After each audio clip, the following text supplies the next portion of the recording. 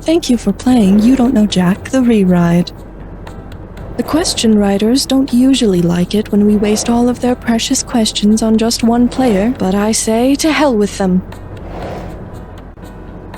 Is this your first time on the Reride? Of course, my apologies. You clearly look like you know what you're doing, but protocol obligates me to ask. Here are your buzzers for this game. Please allow me to remind you that this is a non-profit fan project in no way associated with Jackbox Games.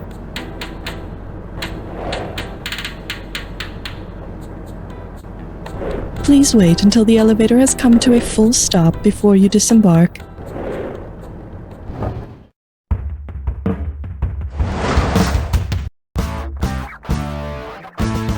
It's time for the show where high culture and pop culture collide.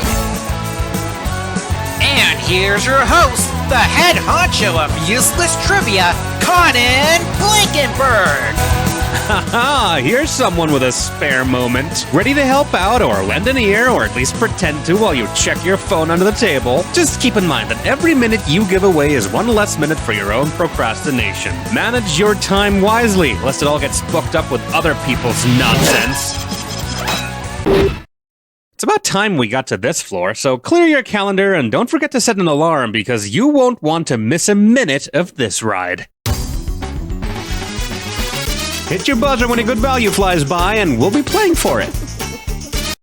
It's time for questions asked by awakened coma patients. Okay, let's kick things off with a simple one. What time is it? The Holocene epoch, the Post-Anthropocene epoch, the Ludlow epoch, or... Oh yeah. The Holocene epoch started roughly 12,000 years ago and continues on to this day. And the way things are going right now, if I was a scientist, I wouldn't waste much time trying to come up with a cool-sounding name for the next one. Smash the buzzer when you see the good stuff fly by. Let's go.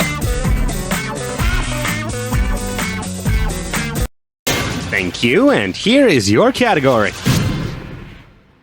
20 years removed from relevance. Flex those fingers, it's time to party. Say there's a new single from a band called 30 Secants to Mars. What would its title most likely be? Message in a... QED. A secant is a term for a variety of different things in mathematics. For instance, a secant vector is a straight line that connects 2 points on a curve. Though even Jared Leto can't possibly make mathematics interesting to the high school kids of the world, no matter how dreamy he is. Alright, everybody's waiting on you to pick a value, so go ahead and do it. Oh, would you look at that. I hope you've got your calendars at the ready, because this one could be worth a lot.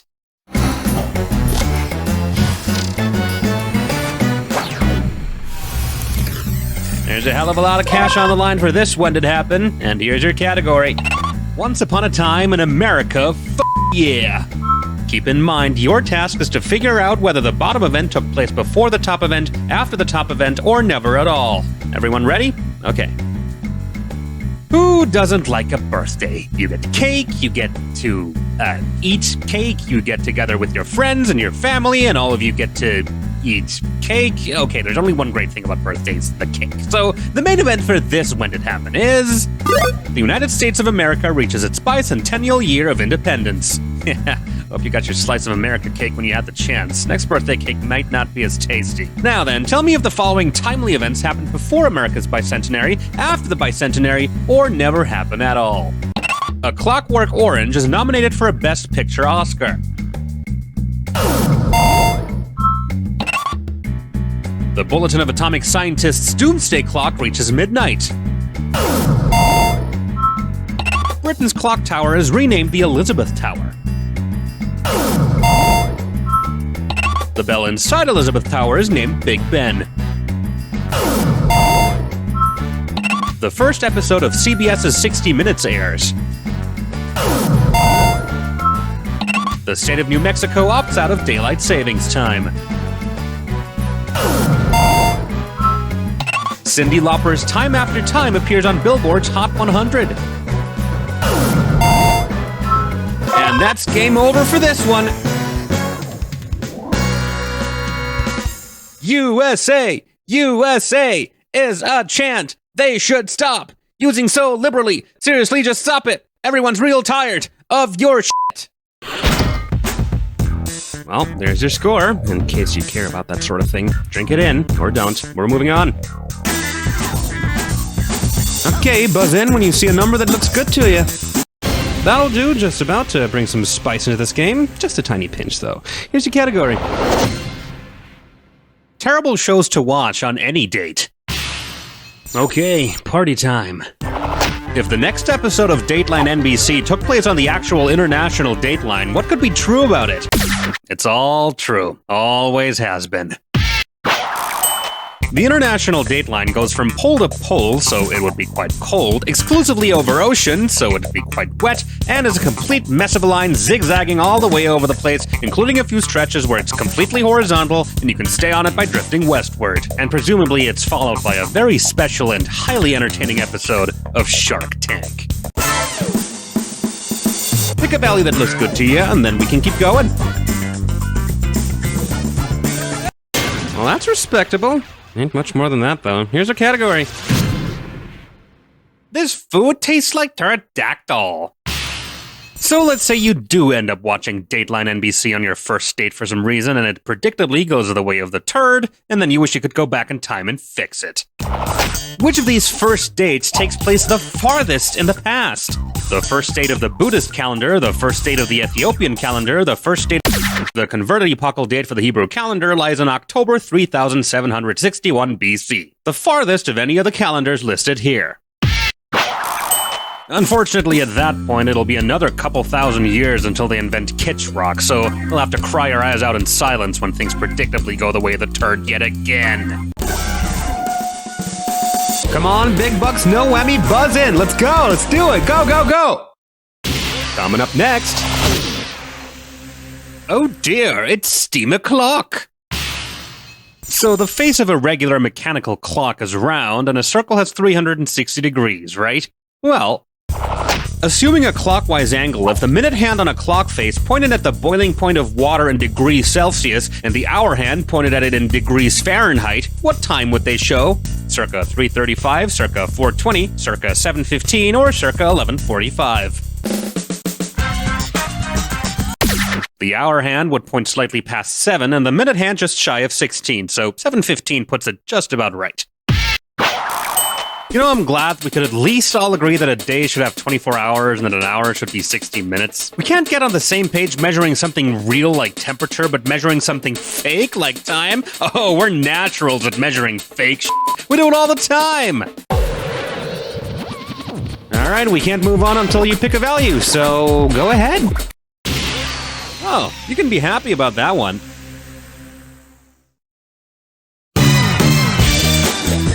You are the lucky participant in a dis or dat question.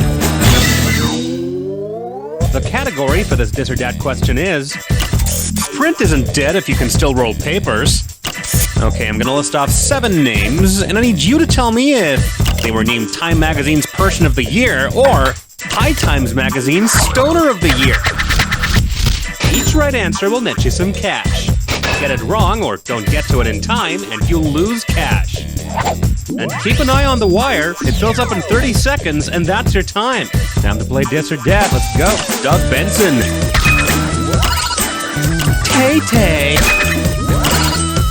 Mark Zuckerberg. Drew Barrymore. You. Greta Thunberg. Bill Murray. Cool, bro. And there's your current score. Hope you're happy with it. Let's move on. Come and get yourself a night's allowance, hit your buzzer, and let's do it. Here's your category for this next question. Le times waren molto bueno. Hope you brought your swimsuit, because we're about to get wet. Considering the 2 cities it takes place in, which of these would be a good opening? Très bien, very good. A Tale of Two Cities takes place in London and Paris, so English and French covers the speakers of both cities quite nicely. Be very careful, though. Speak French in London and people will think you're cool and hip and cultivated. Speak English in Paris and people are gonna throw pitchforks at you. Aren't the French just so swell?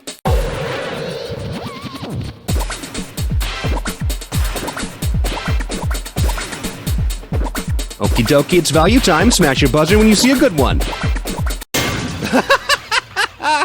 Ah, that's pathetic. Here's your category. Behind the scenes of the rewrite.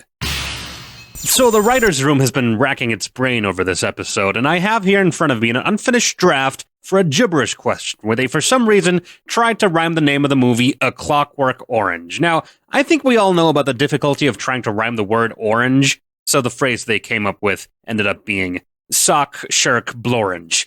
And now it should be easy to see why this didn't make the cut. Now, I've been wondering, the hell even is a blorange? An episode of Blorange is a mountain in southeast Wales. Unfortunately, it's on the other end of the country from Llanfair. Oh, what? No, I'm not gonna say this. Oh my god. No, oh god, nope. Next question. It's all up to you. Go big or go home, Buzzin, or... Cool. And now it's time for a little question I like to call... It's the seasoning. We've asked you about clocks and dates and secants. The only thing left is to ask you about time. So, which of these could you do with enough time? Treat the Black Plague, attract a significant amount of bees. Time is known for its ability to attract a great number of bees and butterflies. And I'm suddenly starting to realize this might have been supposed to be a very, very different episode. Certainly would explain the crates of herbs in the hallway and the days of nothing but salad in the cafeteria. Value time, let's go! Pick one! Whoop whoop! Sorry, I don't know why I get so excited over these.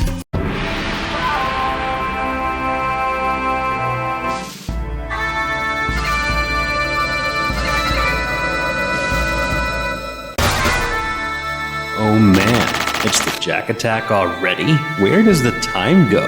Time for your clue. Towards oblivion, seconds to years. Can you feel your life trickling away? Entropy halts for no one. Good luck.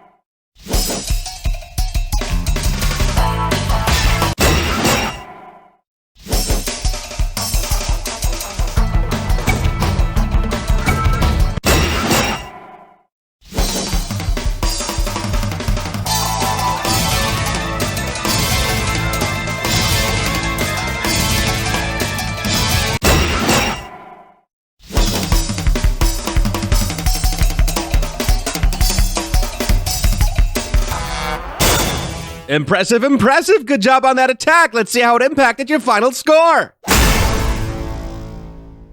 Pretty good. Too bad no one's gonna believe ya.